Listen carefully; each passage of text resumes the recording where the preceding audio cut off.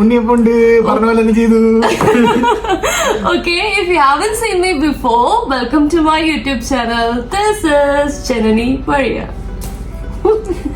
നമ്മള് ഇന്ന് ആധികാരികമായി സംസാരിക്കാൻ പോണത് നമ്മുടെ കണ്ടന്റ് എന്ന് പറഞ്ഞാൽ വളരെ വളരെ വിഷയമേറിയ അല്ല, വളരെ ഗൗരവമായിട്ടുള്ള ഒരു കണ്ടന്റ് ആണ്.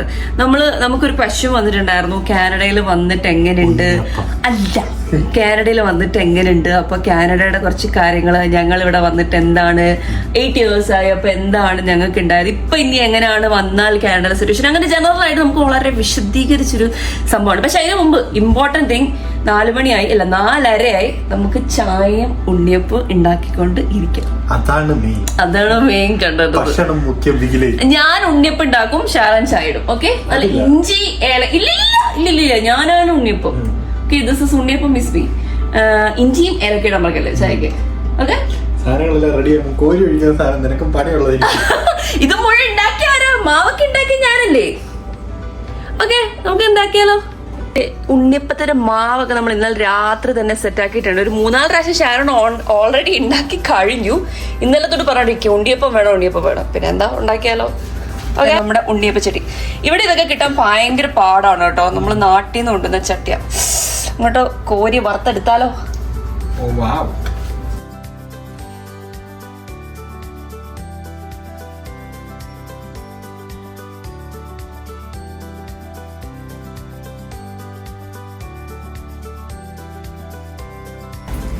അടുപ്പത്തിട്ടേക്കാണ് കേട്ടോ ഉണ്ണിയപ്പം ഇന്ന് തിരിക്കാൻ വേണ്ടിയിട്ട്. ഞാൻ ഉണ്ണിയപ്പം എന്നല്ല, ഞാൻ ഓൾമോസ്റ്റ് എല്ലാ കാര്യത്തിനും ഉപയോഗിക്കുന്നത് നമ്മുടെ വീനാസ് കറി വേൾഡിന്റെ റെസിപ്പീസ് ആണ്. അത് കറക്റ്റായിട്ട് അത് എടുത്തിട്ട് അങ്ങനെ ഞാൻ ചെയ്യാറില്ല, പക്ഷെ എന്തെങ്കിലുമൊക്കെ എന്റെ രീതിയിൽ എന്തെങ്കിലുമൊക്കെ ആഡ് ചെയ്യും.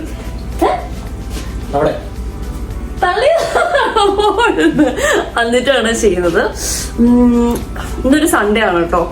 നമ്മള് വെളുപ്പാൻ കാലത്ത് വരെ ഒരു സീരീസ് ഇരുന്ന് കണ്ട് ഉച്ചയായി എണീറ്റ് ഇപ്പം ഫുഡും കഴിഞ്ഞ് ഇന്ന് പെപ്പർ ചിക്കൻ ഒക്കെ ഉണ്ടാക്കി. നമ്മൾ അതിന്റെ റെസിപ്പി ഒന്നും എനിക്ക് ഷെയർ ചെയ്യാൻ പറ്റത്തില്ല. നല്ലല്ലായിരുന്നു ഷെയർ. നല്ല സാമ്പാറും പെപ്പർ ചിക്കനൊക്കെ കഴിച്ചു. ഇപ്പൊ വൈകുന്നേരം ആയപ്പോ ഒരു ചായ ഉണ്ണിയപ്പം. പണ്ടൊക്കെ ഓർമ്മയുണ്ടോ ചേട്ടാ, നമുക്ക് എപ്പോഴും സ്കൂളിൽ നിന്നൊക്കെ വന്നു കഴിയുമ്പോഴത്തേക്ക് ഇങ്ങനെ കുറെ പലഹാരമൊക്കെ കിട്ടത്തില്ലായിരുന്നു. വരുന്നതേ ഞാനാണെങ്കിൽ ഇന്ന് ഏത്തക്കപ്പം ആയിരിക്കുമോ പരിപ്പടി. എന്റെ ഫേവറേറ്റ് പരിപ്പടിയാണ്, ശരന്റെ ഫേവറേറ്റ് ഏത്തക്കപ്പം. ഞാൻ അങ്ങനെ ആലോചിച്ചുണ്ടായിരുന്നു. പക്ഷെ ഇപ്പൊ അങ്ങനൊന്നും തരാൻ ആരുമില്ല. വേണമെങ്കിൽ നമ്മളവരെ ഉണ്ടാക്കി കഴിക്കണം അല്ലേ. തീർച്ചയായും ഞാൻ പല റെസിപ്പീസ് കണ്ടിട്ടുണ്ട്. ഞാൻ ഇന്നലെ നോക്കിയപ്പോ തന്നെ ഇങ്ങനെ ഇൻസ്റ്റന്റ് ആയിട്ട് ഉണ്ടാക്കുന്ന ഒന്നും കണ്ടില്ല. ഒന്ന് അരി അരച്ചത്, കുറെ പൊടിയൊക്കെ ചേർത്തത്. രാവിലെ കണ്ടത് ബ്രെഡിന്റെ സൈഡ് വെട്ടി ബ്രെഡ് കുഴച്ച് നമ്മുടെ ചപ്പാത്തി മാവ് പോലെ എന്നിട്ട് അത് വെച്ചിട്ട് ഉണ്ണിയപ്പം ഉണ്ടാക്കും. എന്റെ എങ്ങനെയല്ല, എല്ലാത്തിനും പല പല സംഭവം ഉണ്ടല്ലോ. ഇതിപ്പം നമ്മൾ അരി അരച്ച് ഇന്നലെ രാത്രി ഇട്ട് ഒരു 8 hours നമ്മള് വെച്ച്, അതിന് മുമ്പ് ഷാരോൺ ആക്രാന്തം മൂത്ത് 2 പ്രാവശ്യം ഉണ്ടാക്കി. പക്ഷെ ഇപ്പഴല്ലേ ഏറ്റവും ടേസ്റ്റ് ആയേ. കോമഡി പറയല്ലേ. അല്ല, അങ്ങനെയല്ല ഉദ്ദേശിച്ച്. ഇപ്പൊ സാധനം തരാണ്ട് എന്നോട് ചോദിക്കുകയാണ്. ഇപ്പോഴായിരിക്കും ഏറ്റവും ടേസ്റ്റ്. ജോസഫിനോട് ഞാൻ ചായ ഉണ്ടാക്കാൻ പറഞ്ഞ റീസൺ എന്ന് അറിയപ്പോഴോ എന്താ, ചായ നിങ്ങളുടെ ഉണ്ടാക്കാൻ പറഞ്ഞ റീസൺ, നിങ്ങൾ ഉണ്ടാക്കുന്ന ചായക്ക് നല്ല ടേസ്റ്റ് ആണ്. എന്ത് ചെയ്തിട്ടാണെന്ന് അറിയത്തില്ല. എന്റെ റെസിപ്പി ആണെങ്കിലും നിങ്ങൾ ഉണ്ടാക്കുമ്പോ ഒരു സ്പെഷ്യൽ ടേസ്റ്റ്. ചിക്കൻ പൊടി തമാശ ചളിയാണ് കേട്ടോ. അപ്പൊ ഗൈസ്, ഉണ്ണിയപ്പം റെഡി. ചിയേഴ്സ്. നല്ല ചായ റെഡി. ചായ കൊളവായതാ പറഞ്ഞത്. പക്ഷെ എന്റെ ഉണ്ണിയപ്പം നല്ലായിരിക്കും. നല്ല പായസം പോലിരിക്കുന്നു. പഞ്ചസാര തന്നിട്ട് സ്വീറ്റ്നർ ഇട്ടോ, അതുകൊണ്ടാണ്. എന്തായാലും വിഷയത്തിലേക്ക് കിടക്കാം ഷാരോൺ. ഇന്ന് വളരെ സീരിയസ് ആയിട്ട് നമുക്ക് സംസാരിക്കണം. കോമഡി ഒന്നും പറഞ്ഞ് ചളവാക്കരുത്. Okay okay. നമ്മൾ കഴിഞ്ഞ ദിവസം ഒരു വീഡിയോ ഇട്ടപ്പോഴത്തേക്കും നമുക്കൊരു ക്വസ്റ്റ്യൻ വന്നിട്ടുണ്ടായിരുന്നു. ഇങ്ങനെ റാൻഡം ആയിട്ട് നമുക്ക് പല ആൾക്കാരും നമ്മൾ ചോദിക്കാറുണ്ട്. എന്നോട് ഇപ്പൊ കഴിഞ്ഞ ഒരു വീഡിയോയുടെ അടിയിൽ ഒരു റോഷൻ മോൻസി എന്ന് പറഞ്ഞൊരു കുട്ടി ചോദിച്ച കാര്യമാണ്. Hey Chechi, I think it was really bold of you to speak of your insecurities. Most people tend to avoid this conversation, even with ourselves. But what I really want to know was, you were at the peak of your acting career. I don't know if you would call it that way when you were coming to Canada. As you mentioned, acting has always been your passion. So what was that like for you? Like at that point in your life, did you ever feel like you should have stayed in India and how did you cope with the transition of settling in Canada or becoming an NRI? വളരെ long ആയിട്ടുള്ള question ആണ്. പക്ഷെ ഉള്ളത് 5 subscriber, ഒരു subscriber ചോദ്യം ഇത് serious ആണ്. എന്നെ സംബന്ധിച്ചോളം എന്റെ ഒരു സബ്സ്ക്രൈബർ ആണെങ്കിലും ഇത് വെറുതെ അടിയൊന്നും എനിക്കിത് സബ്സ്ക്രൈബർ ആണെങ്കിലും ചോദിക്കുന്ന ഒരു സീരിയസ് ആയിട്ടുള്ള ക്വസ്റ്റ്യൻ. അപ്പൊ ഞാൻ ഇതൊരു വീഡിയോ ആയിട്ട് തന്നെ റിപ്ലൈ ചെയ്യാന്ന് വിചാരിച്ചു. Sharon, it's really valid current സിറ്റുവേഷനില്. റോഷൻ മറ്റേ കാർഡ് വീട്ടിലോട്ട് അയച്ചു തരും. കമ്മിങ് ബാക്ക് ഷാരോൺ, ഞാൻ പറഞ്ഞു കോമഡി ആക്കരുത്, സീരിയസ് ആയിട്ടുള്ളൊരു. ഓക്കെ, അതായത് നാട്ടിൽ ഞാൻ ആക്ടിങ് ആയിരുന്നു ചെയ്തോണ്ടിരുന്നത്. അതേസമയം ഷാരോൺ ബാസ്കറ്റ്ബോൾ, അങ്ങനെ ഒരു ഈശ്വര ബാസ്കറ്റ്ബോൾ ഫോക്കസ്ഡ് ആയിട്ടുള്ള ഒരു സംഭവമായിരുന്നു. പക്ഷെ ഒരു പോയിന്റ് എത്തിയപ്പം എന്നെ സംബന്ധിച്ചോളം ആക്ടിങ് ഫീൽഡിൽ ഭയങ്കര കഷ്ടപ്പാടാണ് നമ്മളൊരു സ്ഥലത്ത് എത്തിച്ചേരാൻ. അപ്പോ ഞാനന്നൊരു ഏർലി 20s അന്നേരം അവിടെ നിന്ന് ചിലപ്പോ ഇപ്പൊ ഞാൻ കഴിഞ്ഞ ദിവസം ഷാനോട് പറഞ്ഞു, ഇപ്പൊ ആയിട്ടുണ്ടായിരുന്നെങ്കിൽ എവിടെയെങ്കിലും ചിലപ്പം ഐ വുഡ് ഹാവ് റീച്ച്. പക്ഷെ അതിനുള്ള ടൈം നമുക്ക് ഉണ്ടായില്ല. നമുക്ക് അതിനു മുമ്പ് നമ്മുടെ പേരൻസിനൊക്കെ നമ്മൾ സെറ്റിൽ ആവണം എന്നായിരുന്നു ആഗ്രഹം. യൂട്യൂബിൽ വരുമ്പോഴത്തേക്ക് ഇടയ്ക്ക് കയറി ഇങ്ങനെ മാറ്റിക്കുന്നത് പ്ലീസ് മനസ്സിലാക്കണം. വികാരം സബ്സ്ക്രൈബേഴ്സ് കണ്ടോണ്ടിരിക്കുക. അങ്ങനെയായിരുന്നു സംഭവം. പക്ഷെ അപ്പോഴത്തെ നിലവില് കാനഡയിലേക്ക് വരാൻ മാത്രമായിരുന്നു എന്റെ പൊന്നു ഷാരോൺ. ഈ വീഡിയോ ഞാൻ എടുക്കണോ വേണ്ടയോ? തീർച്ചയായിട്ടും ഗൈസ്, ഈ വീഡിയോ സ്മൂത്ത് ആയി പോകാൻ ഞാനൊരു ഡിവൈസ് കൊണ്ടുവന്നിട്ടുണ്ട്. അതാണ് ഫാൻ. ഈ ഫാൻ ബെർണിക്ക് ഇഷ്ടമല്ല, അപ്പൊ അവൻ മാറും. എങ്ങനെയുണ്ട് എന്റെ idea? Just go ahead. So അങ്ങനെ കാനഡയിലേക്ക് വരാൻ തീരുമാനിച്ചത് അന്നേരത്തെ നിലവില് കാനഡ മാത്രമായിരുന്നു പെർമനന്റ് റെസിഡൻസി എന്നുള്ള ഓപ്ഷന്, അല്ലെങ്കിൽ പഠിച്ചു കഴിഞ്ഞ സ്റ്റേ ബാക്ക് എന്നുള്ള ഒരു ഓപ്ഷന് 3 വർഷം 3 years അങ്ങനെ ഒരു ഓപ്ഷൻ കാനഡ മാത്രമായിരുന്നു പ്രൊവൈഡ് ചെയ്യുന്നത്. അപ്പോ നമുക്ക് ഹയർ സ്റ്റഡീസിന് താല്പര്യം ഉണ്ടായിരുന്നോണ്ട് നമ്മളത് ചൂസ് ചെയ്തു. പക്ഷെ വന്നതിന് ശേഷം എല്ലാവരും പറഞ്ഞതുപോലെ തന്നെ, നമ്മളിപ്പോ 8 years ശേഷമാണ് ഇതിനെ പറ്റി പറയുന്നത്, ബട്ട് എല്ലാവരും പറഞ്ഞതുപോലെ തന്നെ നമ്മള് പുറത്തുനിന്ന് കാണുന്ന പോലെ ചുമ്മാ അടിച്ചു പൊളിച്ചുള്ള ഒരു ലൈഫ് സ്റ്റൈൽ ഒന്നുമല്ല. Standard of living is better. പക്ഷെ വന്നു കഴിഞ്ഞ് സ്റ്റുഡന്റ് ആയിട്ട് പ്രത്യേകിച്ച് വരുന്നവര് ഒരുപാട് കഷ്ടപ്പെടാറുണ്ട്. ഞാനൊരു 3-4 ജോലിയൊക്കെ ചെയ്തിട്ടുണ്ട് സ്റ്റുഡന്റ് ആയിരിക്കുമ്പോ. ഇഷ്ടംപോലെ സ്റ്റുഡന്റ് ആയിട്ടുള്ള ഒരു ലൈഫ് സ്റ്റുഡന്റ് ലൈഫ് കഴിഞ്ഞതിന് ശേഷം നമ്മുടെ ജോലിയൊക്കെ കിട്ടിയതിന് ശേഷം life started getting better actually. അപ്പോ കമ്പയർ ചെയ്യുമ്പോൾ അന്നത്തെക്കാളും ഒബ്വിയസ്ലി എനിക്കിപ്പോഴും തോന്നുന്നത് ഇന്ത്യനേക്കാളും ബെറ്റർ സ്റ്റാൻഡേർഡ് ഓഫ് ലിവിംഗും നമുക്കിപ്പോ എന്താ പറയുക സെറ്റിൽ ആവാൻ പറ്റിയത് തന്നെ കാനഡയിൽ വന്നതുകൊണ്ടാണ്. ഇപ്പോഴും കുറെ അധികം ആൾക്കാരുണ്ട് അല്ലെ, നമ്മുടെ ഫ്രണ്ട്സ് അല്ല, നമുക്ക് അറിയാവുന്ന ആൾക്കാർ ഇന്ത്യയിൽ നിന്ന് കുറെ പേർക്ക് രക്ഷപ്പെട്ടിട്ടുണ്ട്, കുറെ പേര് ഇപ്പോഴും സ്ട്രഗിൾ ചെയ്യുന്നുണ്ട്. പക്ഷേ situations have changed here actually. അതാണ് മെയിൻ തിങ്. അന്ന് നമുക്ക് വന്നപ്പോ പാർട്ട് ടൈം കിട്ടാന്, അല്ലെങ്കിൽ നമ്മുടെ ഓൺ ആയിട്ടുള്ള ഒരു കരിയറിലൊരു ജോലി കിട്ടാനൊക്കെ എളുപ്പമായിരുന്നു. ചിന്തിക്കുമ്പോൾ അന്ന് കുറച്ചുകൂടി എളുപ്പമായിരുന്നു എല്ലാ കാര്യങ്ങളും. ഇപ്പൊ വരുന്ന സ്റ്റുഡൻസിനൊക്കെ കുറച്ചുകൂടി സ്ട്രഗിൾ കൂടുതലാണ്. പൊളിറ്റിക്കലായിട്ട് ഇവിടെ കുറെ കാര്യങ്ങൾ മാറി. അപ്പം അവർക്ക് PR കിട്ടാനുള്ള ബുദ്ധിമുട്ടുകൾ, കാര്യങ്ങള് നമുക്ക് സ്ട്രഗിൾസ് ഉണ്ടായിരുന്നാലും കുറച്ചുകൂടി എളുപ്പമായിരുന്നു എന്ന് തോന്നുന്നു. പക്ഷെ ആ സ്ട്രഗിൾസ് വേണമായിരുന്നു തോന്നില്ല ലൈഫിൽ, അല്ലെങ്കിൽ നമുക്ക് കുറെ ലൈഫ് ലെസൺസ് മിസ് ആകത്തില്ലായിരുന്നു. എനിക്ക് തോന്നിയില്ലായിരുന്നു. എനിക്ക് തോന്നി എടുത്തു. എന്നെ സംബന്ധിച്ചപ്പോഴും ഞാൻ അങ്ങനെ എന്താ പറഞ്ഞ ഈ നമ്മൾ പാർട്ട് ടൈം ജോലി ചെയ്തോ അല്ലെങ്കിൽ അങ്ങനെ again coming back to the main question, ഞാനാണെങ്കിൽ ഫിലിം ഇൻഡസ്ട്രിയിൽ വന്നുകൊണ്ടിരുന്നത്. അതായിരുന്നു എന്റെ പ്രൊഫഷൻ എന്ന് ഞാൻ വിചാരിച്ചുകൊണ്ടിരുന്നത്. അതെന്ന് പറയുന്നത് വേറൊരു ലൈഫ് സ്റ്റൈലാണ്. അഗെയിൻ അവിടെ നിന്ന് കഴിഞ്ഞാല് ഞാൻ കേറുന്നുണ്ടായിരുന്നു, വളരെ സ്മോൾ സ്റ്റെപ്സ് ആയിരുന്നു. പക്ഷെ ഇപ്പോഴും അവിടെ തന്നെ അതൊന്നും നോക്കി നിന്നിരുന്നെങ്കിൽ obviously I would have reach somewhere. പക്ഷെ നമുക്ക് ഒരിക്കലും ഒരു പ്രെഡിക്റ്റ് ചെയ്യാൻ പറ്റാത്തൊരു പ്രൊഫഷനാണ്. എന്ന് ക്ലിക്കാവും, എന്ന് ക്ലിക്കാവില്ല. ആ ഒരു റിസ്ക് എടുക്കാൻ എന്റെ ഫാമിലി റെഡിയല്ലായിരുന്നു. അതുകൊണ്ട് ഇങ്ങോട്ട് അങ്ങ് കയറ്റി അയച്ചു. കേരളത്തിൽ അടുത്തിട്ട്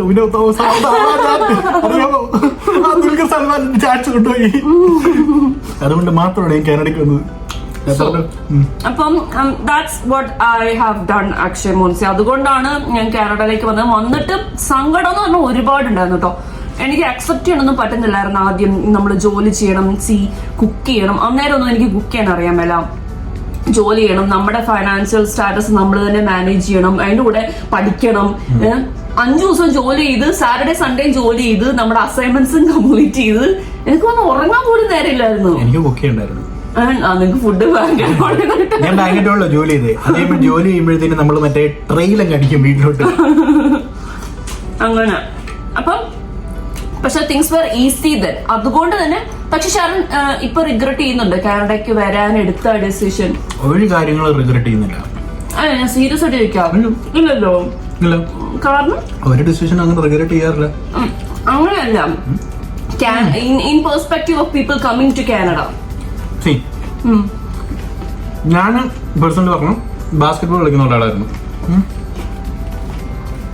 ഞാനത് പെർസ്യൂ ചെയ്തിരുന്നെങ്കിൽ ഒരു പക്ഷേ നമ്മുടെ അവിടെ ഒരു മാസം 35,000 കിട്ടുന്ന ഒരു അതിലൊരു ഒതുങ്ങിപ്പോയേനെ നമുക്ക്.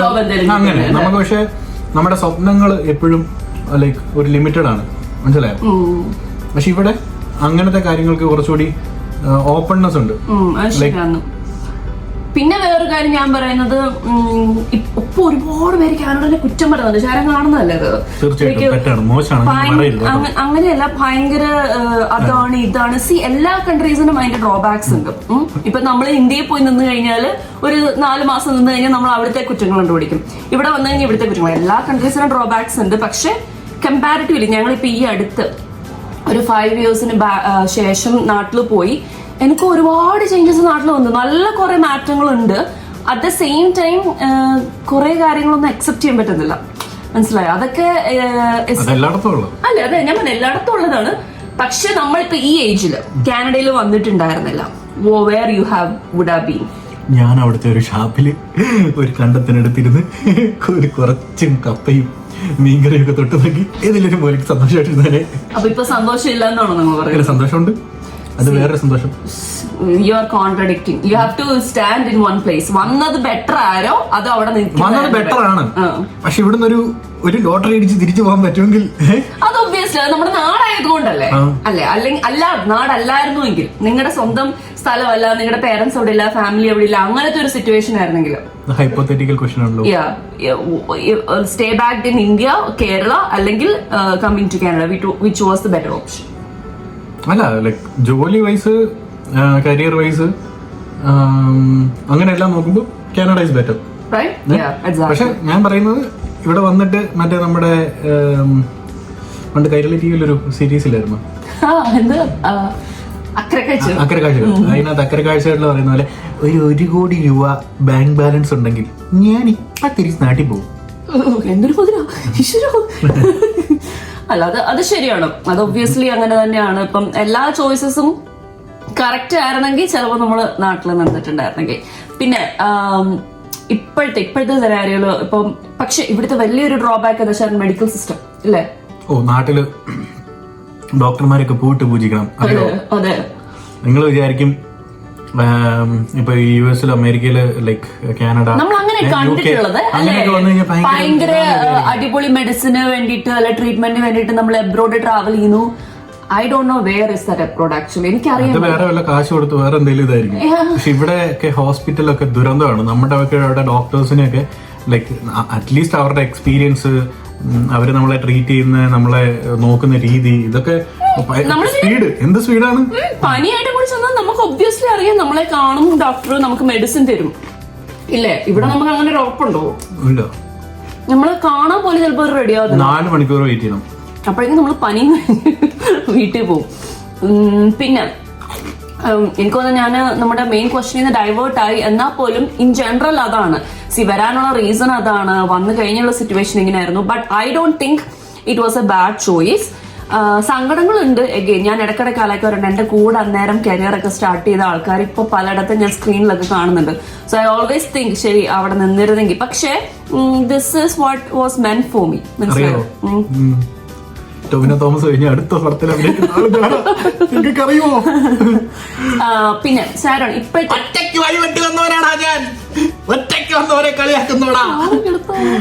ഞാൻ ലാസ്റ്റ് തിങ്, എനിക്കത് ഒത്തിരി വലിച്ചു നിട്ടണമെന്നില്ല ഈ കണ്ടന്റ്. ലാസ്റ്റ് തിങ്, ഇപ്പോഴത്തെ current scenario right now actually you are struggling actually അല്ലെ? താരിഫ്, ടാക്സ്,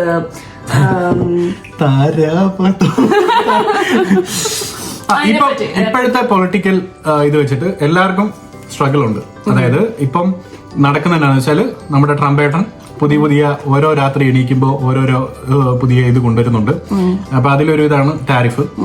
അപ്പം ഇനി ടാരിഫ് April 2 ഇപ്പൊ ഓൾറെഡി കുറെ കാര്യങ്ങൾക്ക് അലുമിനിയം, സ്റ്റീല് ഇങ്ങനെയുള്ള സംഭവങ്ങൾക്കൊക്കെ ടാരിഫ് വന്നു കഴിഞ്ഞു.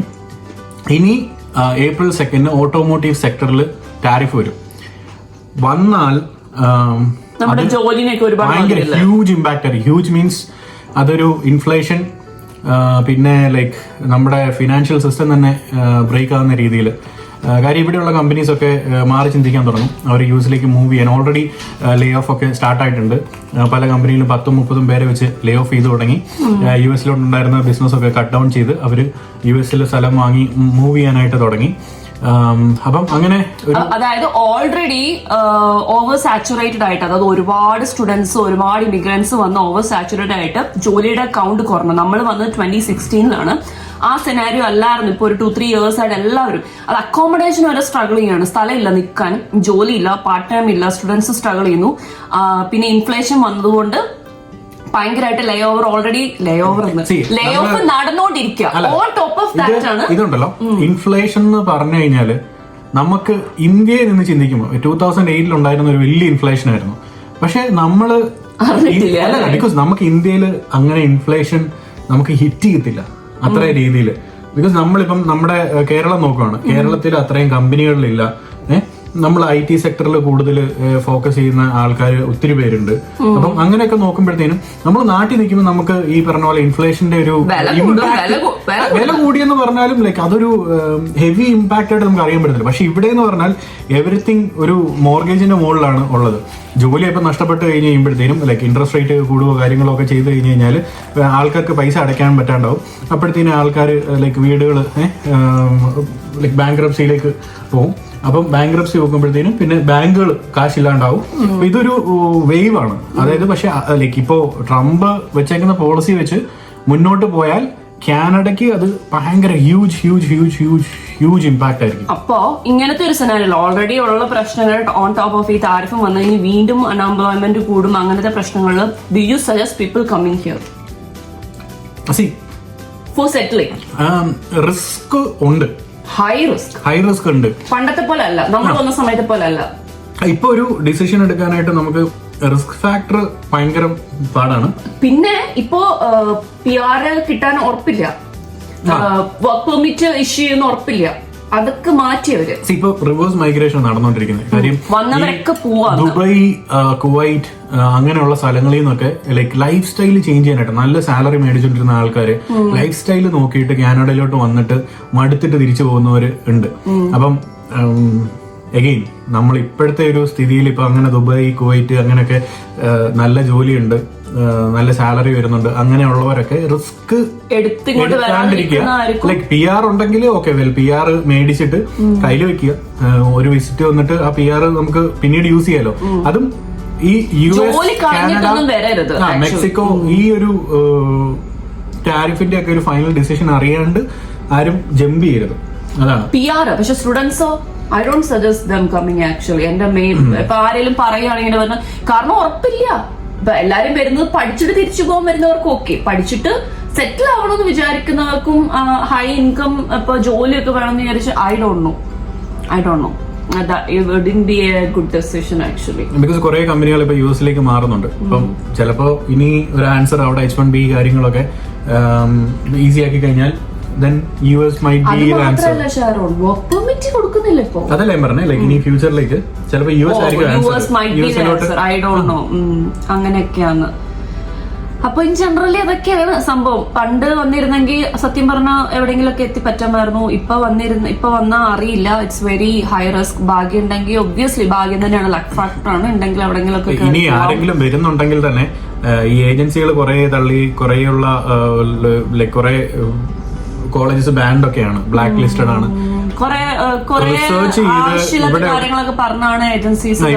ഇവിടെയുള്ള ആൾക്കാരുടെ അടുത്ത് ക്ലിയർ ആയിട്ട് ചോദിക്കുക. ലൈക്ക് നല്ല ഇപ്പം പിന്നെ ഒരുപാട് പേര് ഇതിനെ നന്നായിട്ട് സംസാരിക്കുന്നുണ്ട്, സോഷ്യൽ മീഡിയ ഫുൾ അറിയാം ഇങ്ങനെയാണ്. അപ്പോ നന്നായിട്ട് അതിനെപ്പറ്റിയൊക്കെ ആലോചിച്ചിട്ട് എടുത്താൽ മതി. ഇപ്പൊ നമ്മുടെ അടുത്ത് എനിക്കൊന്ന് ഇൻഫോർമൽ ആയിട്ടൊക്കെ ഒരുപാട് പേര് ചോദിച്ചിട്ടുണ്ട്. അപ്പൊ നമുക്ക് പറയാൻ തന്നെ പേടിയാണ്, വരണ്ടെന്ന് പറഞ്ഞു കഴിഞ്ഞാൽ അവർക്ക് വേറെ എന്തെങ്കിലും തോന്നുവോ അങ്ങനെ വിചാരിച്ച് നമ്മള് ഇങ്ങനെ അവിടെ എവിടെയൊക്കെ തൊടാതൊക്കെ സംസാരിച്ച് കുറെ സെനാരിയോസ് ഉണ്ട്. പക്ഷെ this is our clear point of view. പിന്നെ ഒരു കാര്യമുണ്ട്, ഇവിടെ നമ്മൾ വിചാരിക്കുന്ന പോലല്ല, it's highly expensive right now to leave actually. ഇനി മുന്നോട്ട് ടാരിഫ് വന്നാൽ ഭയങ്കരമായിട്ട് കൂടും. ആൻഡ് ടാക്സ് എന്ന് പറയുന്നത് നമ്മൾ ഏൺ ചെയ്യുന്നതിന്റെ ഒരു 30-35% ടാക്സ് കൊണ്ടുപോകണം. So it's not that easy. നമുക്ക് കഴിഞ്ഞു പോകട്ടോ സ്റ്റാൻഡേർഡ് ഓഫ് ലിവിംഗ് ഒക്കെ. Standard of living in the sense എന്ന് പറഞ്ഞാൽ എല്ലാ ആൾക്കാരുടെ ഐഫോൺ കാണും, എല്ലാവർക്കും ഒരു കാർ EMI എടുക്കാൻ പറ്റും, ഇല്ലേ? See those kind of things. ജോലിക്ക് ഏറ്റവും അത്യാവശ്യമായിട്ടുള്ള 2 സാധനങ്ങളാണ് ഫോണും കാറും. അതിലാണ് ജോലി കിട്ടാൻ. പക്ഷെ നാട്ടിൽ നിന്ന് ചിലപ്പോൾ എല്ലാവരുടെ കയ്യിലും ഐഫോൺ ഇല്ല. മീൻസ് അതൊക്കെയാണ് ഡിഫറൻസ് എന്ന് പറയുന്നത്. ബട്ട് ഇറ്റ്സ് ഭയങ്കര റിസ്ക് ആയിട്ടുള്ള ഒരു തിങ് ആണ്. എനിവേ, അപ്പൊ അതൊക്കെയാണ്. ഇനി എന്തായാലും എനിക്ക് നാട്ടിൽ ഇനി അഭിനയിക്കാൻ ചാൻസ് കിട്ടിയാൽ ഞാൻ പോവും.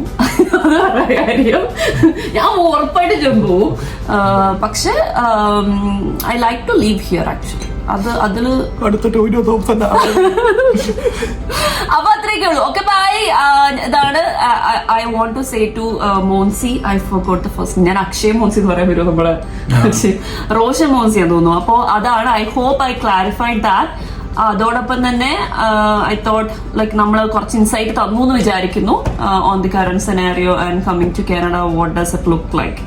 എനിവേ, വേറെ എന്തെങ്കിലും പറയാനുണ്ടോ? ഒന്നും പറയാനില്ല. Okay, by.